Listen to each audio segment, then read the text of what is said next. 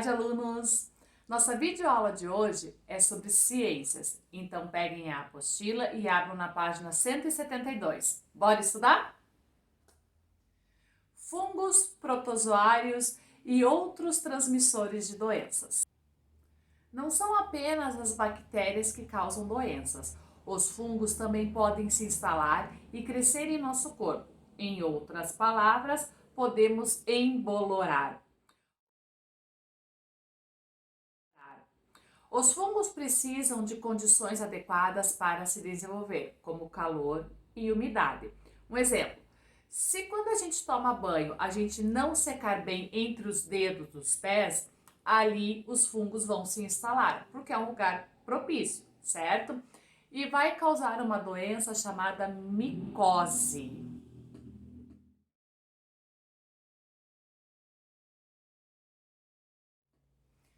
A micose, ela causa muita coceira e precisa ser tratada com remédios específicos, o que pode demorar um pouquinho também. Então, gente, o melhor mesmo é seca bem a pele e principalmente entre os dedos dos pés. Combinado?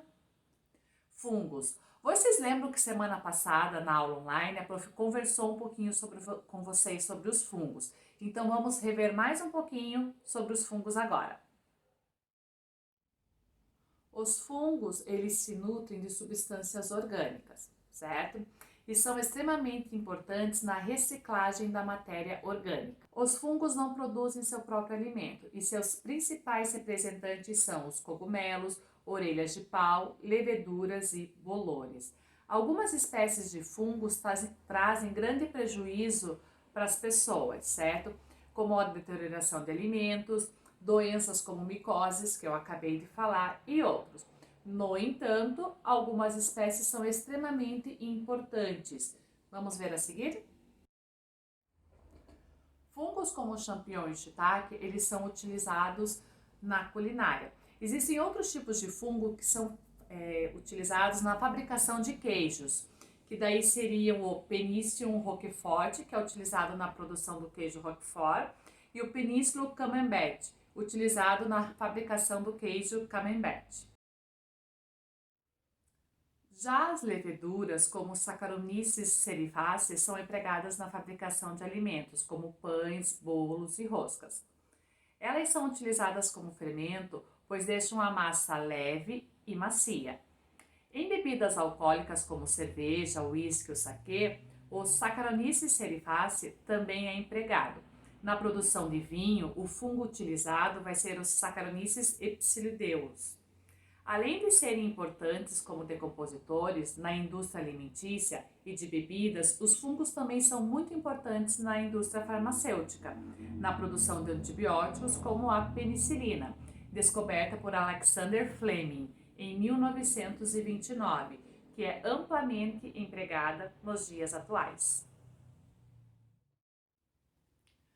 Protozoários. Os protozoários também podem causar doenças, como a amebíase e a giardíase, tá? Um caso comum que o protozoário provoca é a toxoplasmose, e aí vai ficar um alerta para os alunos que têm gatinhos, combinado? A toxoplasmose está presente nas fezes de alguns gatos contaminados, não são todos, somente os gatos contaminados, tá? Por isso, nós devemos sempre limpar a caixa de areia. E quando forem limpar a caixa de areia, utilizem luva para evitar de tocar na areia e nas fezes contaminadas. Combinado, galerinha? Beleza, então.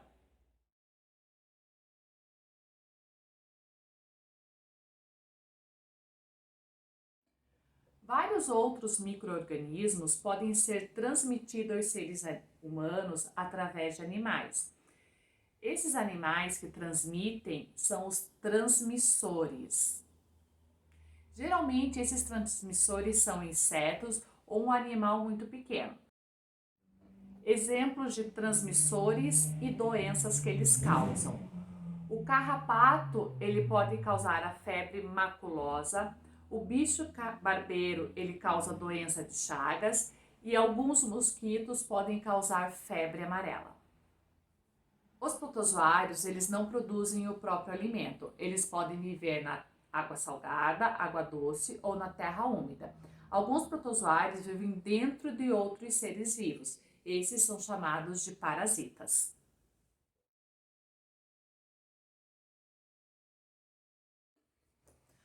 Algumas espécies vivem em associação mutualística com outros seres vivos, como é o caso do protozoário, que vive no intestino do cupim, auxiliando na digestão da celulose. Como eu já falei, os protozoários, eles não produzem o próprio alimento, então eles precisam se alimentar, certo? Eles se alimentam de matéria orgânica, de bactérias e até mesmo de outros protozoários. Rachando a Cuca, página 173. É hora de brincar aprendendo. Vão lá no material complementar, destaquem as páginas que tem as cartinhas, recortem e chamem a família para brincar com vocês, tá bom? Um bom jogo a todos vocês. Todos contra a dengue. Agora nós vamos aprender um pouquinho sobre o que é a dengue e como combater ela. Vamos lá? A dengue é uma doença causada por um vírus, o qual é transmitido pela picada do mosquito Aedes aegypti. Conhecido como mosquito da dengue, o Aedes aegypti é responsável por garantir a transmissão da doença em nosso país. Ele é um mosquito doméstico, ou seja, ele vive perto da gente, sendo comum observar sua presença dentro de nossas casas. Seus hábitos são diurnos, sendo o período de maior atividade o amanhecer e o entardecer. Isso não significa que ele não pique durante a noite. Esse mosquito, para se reproduzir, necessita de água parada, que é o local onde seus ovos são colocados. Sua proliferação é maior no verão, época com maior quantidade de chuvas e também com maior temperatura, características que facilitam a reprodução. A transmissão ocorre pela picada do mosquito infectado. Os sintomas incluem febre, dores no corpo, dor de cabeça e manchas avermelhadas. A melhor forma de se evitar a dengue é impedir a multiplicação do mosquito transmissor da doença.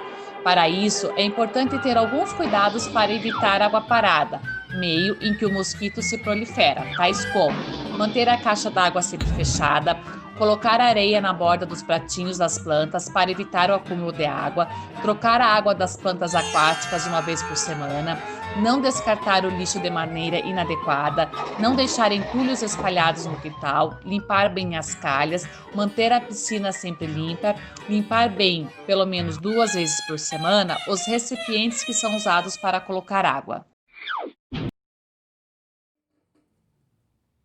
Lá na página 175, no item Conexões, tem um endereço de uma página para vocês baixarem um jogo, tá bom? Baixem o jogo lá e aprendam a praticar as ações contra a dengue. Combinado? Dengue, dengue, dengue, nenhum mosquitinho vai morar na minha casa, nenhum mosquitinho vai me aborrecer. Todo mosquitinho por aí picando, pode ir embora, se não vai ver. Dengue, dengue, dengue, dengue, É na água limpa que estiver parada que o mosquitinho pode aparecer. Limpe, esvazie tudo com cuidado, basta fazer isso pra ninguém adoecer. Dengue, dengue, dengue, dengue,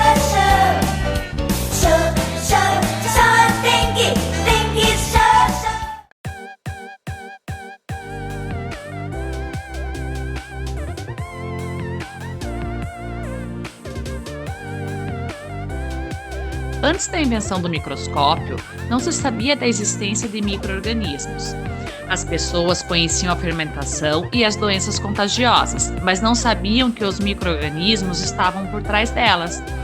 A descoberta desses minúsculos seres aconteceu no século XVII e é atribuída ao comerciante holandês Anthony Van, que gostava de montar microscópios simples e com eles observar terra e água da chuva, entre muitas outras coisas.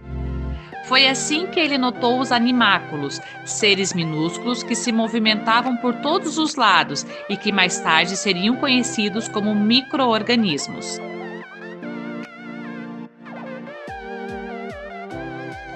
Somente após 200 anos, o médico alemão Robert Koch mostrou que algumas doenças eram provocadas por micro-organismos.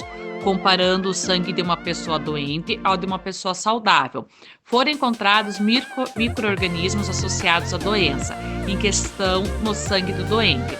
Esses micro-organismos foram chamados de gérmens. Com suas pesquisas, Koch descobriu que era preciso cuidados de higiene e vacinação para prevenir essas doenças. Foi uma verdadeira revolução na saúde que fez com as pessoas viverem mais e melhor. No Brasil, o médico Oswaldo Cruz foi responsável pela implantação de diversas dessas medidas inovadoras de prevenção e é internacionalmente reconhecido pelo seu grande trabalho na luta contra doenças como febre amarela e varíola. O tratamento das pessoas afetadas por doenças infecciosas, no entanto, só teve avanço mesmo com a criação do remédio conhecido como penicilina.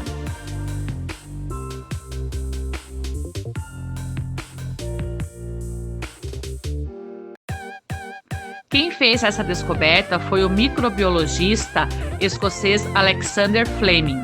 A penicilina é uma substância produzida por um bolor e tem o poder de matar bactérias, por isso ela é chamada de antibiótico. Atualmente, outras substâncias também são utilizadas como antibiótico. Esses medicamentos para tratar doenças infecciosas sempre devem ser indicados por um médico.